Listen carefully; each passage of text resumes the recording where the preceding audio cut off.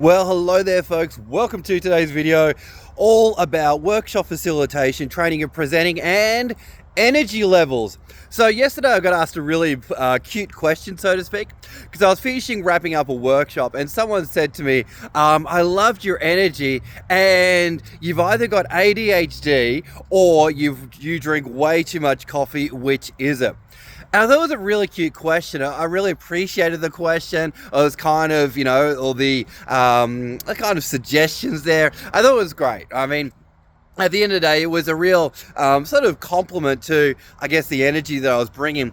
But for me, I guess these days, adult expectations on learning environments really are a lot higher, right? So learners expect to be able to go into an environment, learn something, feel good about it, be involved in the process, and they're kind of getting sick and tired and less tolerant for the old death by PowerPoint.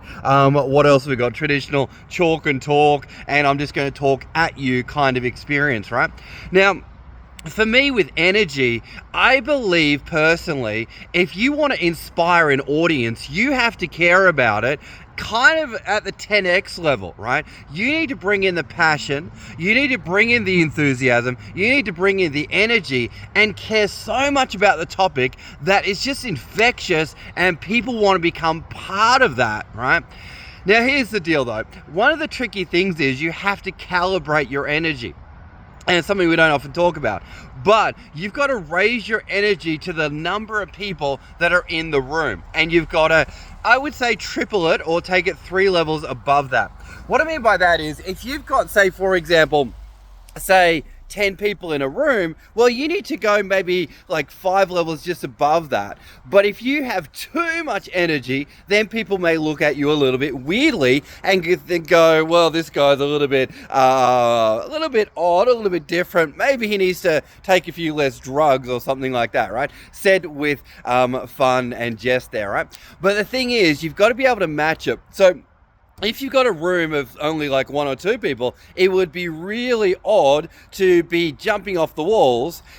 You've got to be able to match where they're at and then raise it at least like 5 levels is what I go for, right?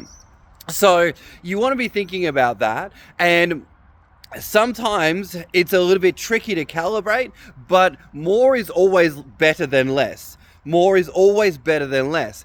What I mean by that is in a topic that you may be presenting on, you want to be having more enthusiasm than is expected, because it's the enthusiasm that's going to get your audience going, wow, this is different. Wow, maybe I should pay attention. Wow, this person, this presenter really, really, really, really cares about the topic. Now, the idea is, though, that you want to care so much, but you also want to connect the content to the audience as well, all right? So I just want to share that a little bit about energy, enthusiasm, and all the good things that you need to bring to a training room. And I personally believe that as a trainer, presenter, workshop facilitator, you are responsible for setting the tone around the topic. You're responsible for setting the tone in the room and the energy level in the room as well, right? So I guess on that note, if you struggle with this concept, this idea, then maybe you need to care a little bit more. Maybe you need to ask yourself, why is what you're teaching important? Why is it important that people actually absorb your knowledge and actually go out and use it? Why is that important, right?